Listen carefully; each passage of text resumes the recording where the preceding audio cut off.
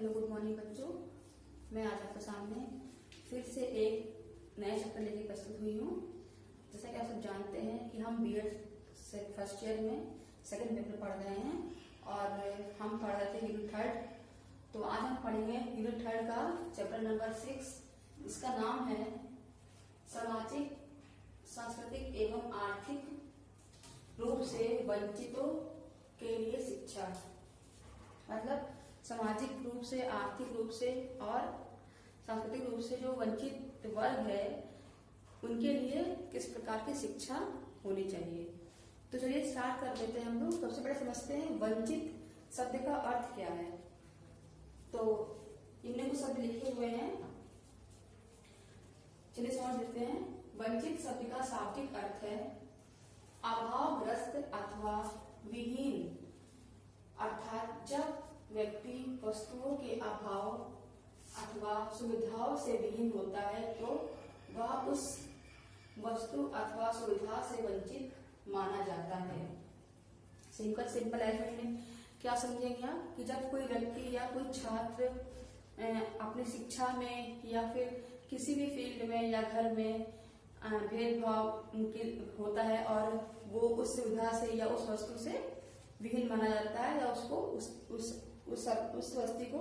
वस्तु को नहीं दिया जाता है, तो क्या होता है, वो उस चीज से वंचित हो जाता है। जैसे मान लीजिए एक कक्षा में कई बच्चे पढ़ते हैं और बहुत से बच्चों का ज्ञान अच्छा तेज होता है, उनकी बुद्धि अच्छी होती है। तो क्या होता है कि अध्यापक उन्हें कोई बार बार प्रोत्साहित करते हैं और जब वो प्रोत्साहित करते हैं तो छात्र जो है कुछ अच्छा करते हैं तो उसके उस हिसाब से उन लोगों को कुछ पुरस्कार वगैरह दिया जाता है, ठीक है। लेकिन अगर उसी क्लास में कुछ ऐसे बच्चे हैं जो मतलब उनकी बुद्धि कम है या उनकी क्षमता कम है पढ़ने की या कुछ याद करने की या किसी भी प्रतियोगिता में भाग लेने की, तो अध्यापक है उसको प्रोत्साहित नहीं करता है, तो वो क्या हो जाता है, वो ना तो भाग लेता है उस चीज में, ना उसकी बौद्धिक स्तर बढ़ता है और ना ही वो मतलब किसी भी प्रकार का जो भी पुरस्कार मिलता है उससे विहीन रह जाता है। या फिर मान लीजिए कि कक्षा में कुछ छात्र ऐसे हैं जिनको हर चीज की सुविधा दी जाती है ना, बुक्स की और अच्छे पढ़ने की या अच्छे सिलेबस की सुविधा दी जाती है, और कुछ बच्चे ऐसे हैं जिन्हें सुविधा नहीं मिलती है। तो यही होता है वंचित वर्ग।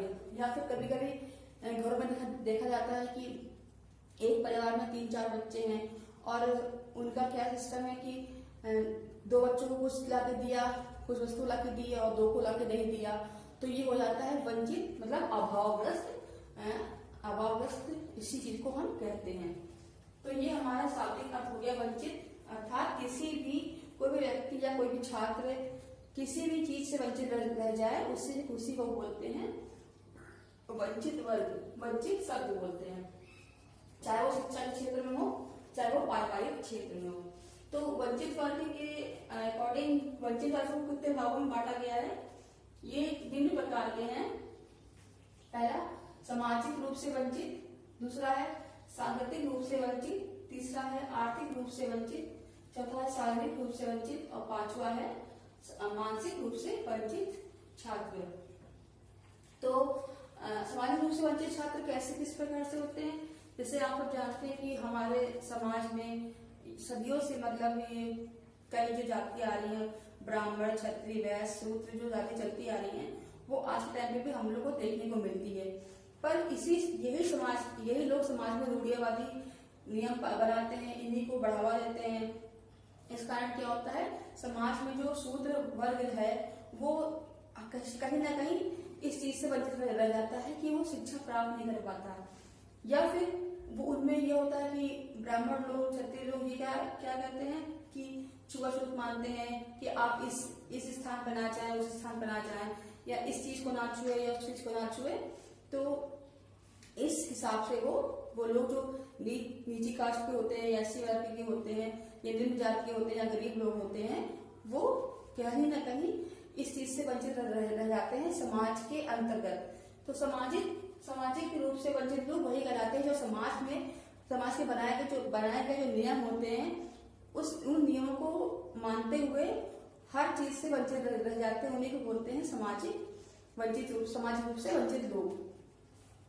या फिर छात्र भी हो सकते हैं। दूसरा पॉइंट हमारा है सांस्कृतिक रूप से वंचित लोग।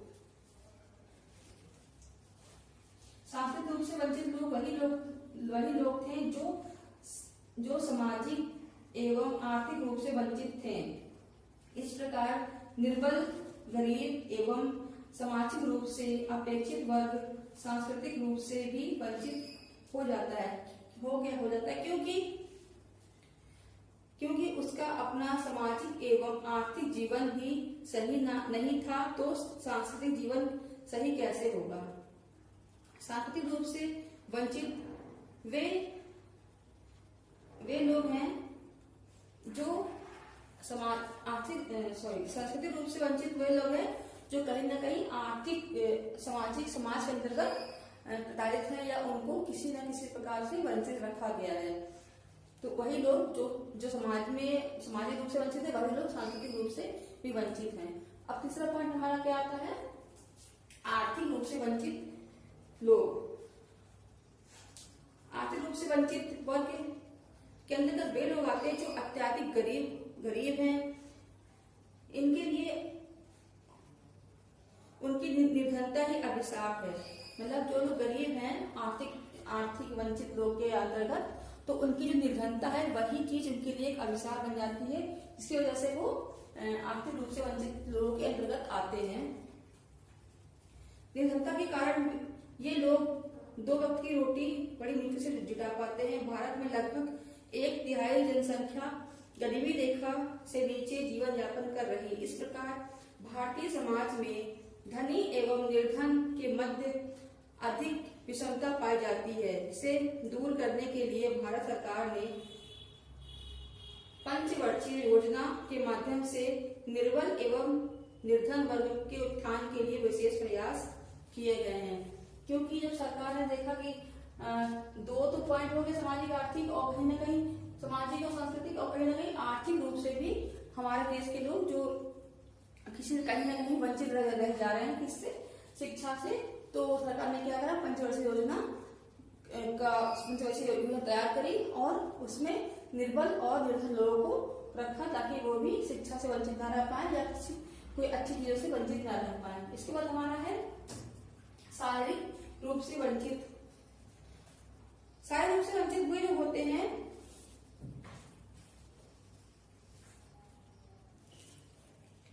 जो लोग विकलांगता के अंतर्गत आते हैं, जिनमें या तो शरीर के किसी अंग का अभाव होता है या किसी अंग का पूर्ण रूप से कार्य न करना पाया जाता है। जैसा कि आप सब जानते हैं कि जो शारीरिक विकलांगता है तो उसमें क्या होता है, या तो शरीर का कोई अंग आपका काम नहीं करता है या फिर शरीर का कोई अंग बेकार हो चुका होता है, उसे शारीरिक रूप से वंचित लोग के अंतर्गत पाए जाते हैं। जैसे अंधे, बहरे, लंगड़े आदि ये सब लोग किसके अंतर्गत आते हैं, शारीरिक रूप से वंचित लोगों के अंतर्गत आते हैं। फिर इसमें लास्ट में क्या आता है, मानसिक रूप से वंचित लोग। तो मानसिक रूप से वंचित लोग वो होते हैं जो निम्न बुद्धि के होते हैं, जो थोड़ी कम बुद्धि के होते हैं और वो किसी व्यक्ति की बात को दूर से समझ लेते हैं पर उस चीज को करने में सक्षम नहीं होते हैं। वो होते हैं मानसिक रूप से वंचित लोग उनमें आते हैं। मानसिक विकलांगता के लिए सिर्फ 3 विद्यालयों की स्थापना हुई है। 2 विद्यालय हमारे बंगाल में है और 2 विद्यालय हमारे बंगाल में है और 1 विद्यालय हमारा मुंबई में है, जो सिर्फ 3 विद्यालय ही बनाए गए हैं मानसिक रूप से विकलांग बच्चों के लिए। और शारीरिक रूप से विकलांग बच्चों के लिए कुल 53 विद्यालय थे। इसमें 28 अंधों के लिए है, 33 मूक बाधियों के लिए है तथा 2 कोढ़ियों के लिए है। ये हमारी संख्या है किसके लिए, विकलांगता के लिए, शारीरिक विकलांगता के लिए। तो बच्चों ये तो शारीरिक रूप से वंचित जो बच्चे हैं या लोग हैं उनके लिए कि ये जो संख्या दे रखी विद्यालय की संख्या कितनी है 53 है, और इसमें 28 अंधों के लिए है, 33 मूक बाधिरों तथा 8 इसके लिए है कोढ़ियों के लिए बनाया गया है।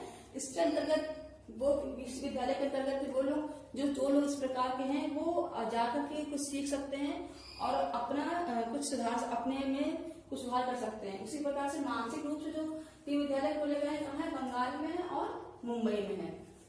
तो इसमें भी जो छात्र बच्चे हैं या जो लोग हैं वो कुछ अध्यापकों द्वारा कुछ सीख पाते हैं और अपना मानसिक स्तर थोड़ा बहुत सुधार पाते हैं, ताकि उनको कुछ समझने की और सोचने की क्षमता मिल सके।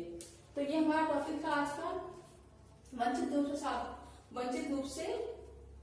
रूप वाले लोग और शारीरिक सांस्कृतिक समाज सांस्कृतिक एवं आर्थिक रूप से वंचितों की शिक्षा के लिए, है ना। अब हमें क्या पढ़ना है, वस्तु के लिए शिक्षा किस प्रकार की होगी। तो ये हमारा पहला पार्ट हो गया है। अब उसके बाद आपसे नेक्स्ट क्लास में मिलते हैं नेक्स्ट टॉपिक के साथ। तो फिर मिलते हैं। Okay, bye bye.